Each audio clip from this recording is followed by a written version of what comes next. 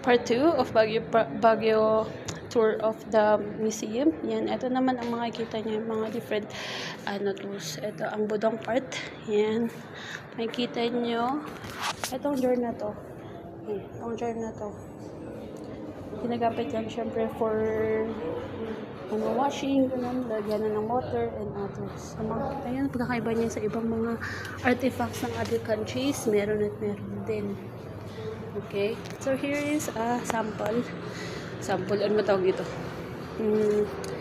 Ano ba? Yan, basta art, no? Ano tawag dito eh? Ng daily life or lifestyles of the Cordillerans, Igorot people. We call them, with the different tribes. So, budong is a set of agreement between two tribes that they don't focus on. So, ganyan siya nangyayari.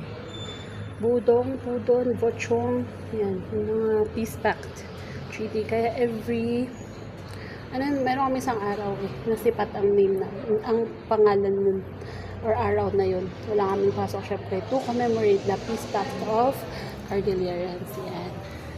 Hanggang hindi ko palala kung anong tawag dito. But anyway, nakikita nyo, yung mga yan. Ito mga head chieftains, tapos also of the other tribe, I guess.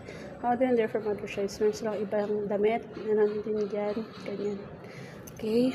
Tapos yan ng usual na habitat na tsura.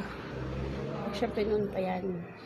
Ngayon, meron pa rin naman, pero kahit paano, developing, evolving din ang mga houses ng mga Cordilleras.